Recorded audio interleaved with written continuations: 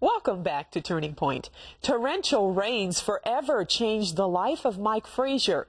On May 5th, 1995, the deadly waters of a Texas creek lifted his car off the road and over a bridge. As we hear in this report, it was a day that Mike Frazier will never forget. Here's part one of his incredible story. It was one of the worst storms the city of Dallas had ever seen.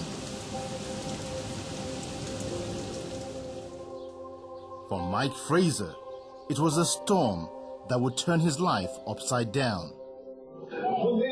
My dad is a manager of a quartet group. This particular night, when my father started singing, my mom began to shout, and she was just overwhelmed by the spirit. So much so until someone had to drive her home that night. And I remember when I got home, she was still kind of up under the spirit. And I remember getting on my knees on the side of the bed, and I said, "Are you okay?" And she said, "No." She said, "God showed me something." And she said, "It's going to be a lot of people." And she said, "It's going to be really, really bad." And I said, "Well, we're going to be okay."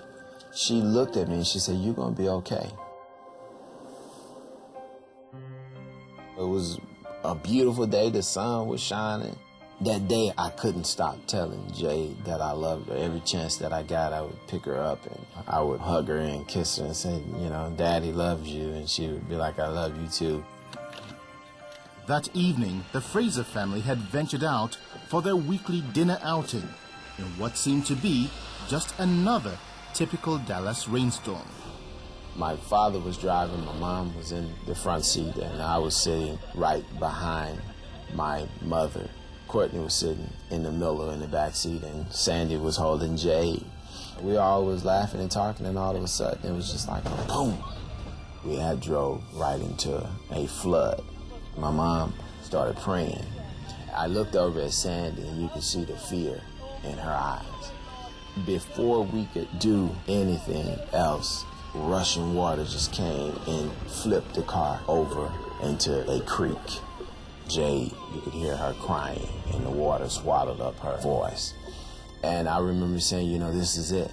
This is the way the Frazier family will go." And I said, "But what a way to go. I'm going with my family." But then, something unexpected happened. Some kind of way, I was able to get out of the car. I started fighting. I started trying to swim, but the current was so rough. I was going towards a tree, and I was able to position myself to the point to where I was able to grab onto this tree. All I could hear was just water, and I could hear sirens. It was just a lot of commotion.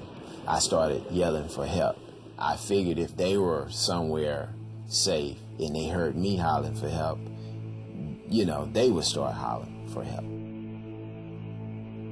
That day, Mike clung to a tree for 45 minutes, screaming for help, but no one answered. The floodwaters were so high that day that even the rescuers could not carry out a search. Tragically, in an instant, Mike lost his father, mother, fiancé, daughter, and nephew. Mike broke the devastating news to his brother. When I saw him, basically, me and Mike, all we did during that time is just basically hug. We didn't never talk or nothing. And I never will forget that night as we were waiting behind the sheet. He looked at me and he said to me, "What am I gonna do? What am I gonna do?" He looked over at me with tears in his eyes and he said, "God is going to be there for you. He's here." It's like, is that all you have to talk to me about is God? At that point, it was nothing that made sense to me other than the fact that somehow God was going to see him through. However, Mike didn't think he'd live to see another year. Thoughts of suicide bombarded his mind. I can remember when we buried them, and I remember saying to myself, this time next year, if not before, y'all will be burying me.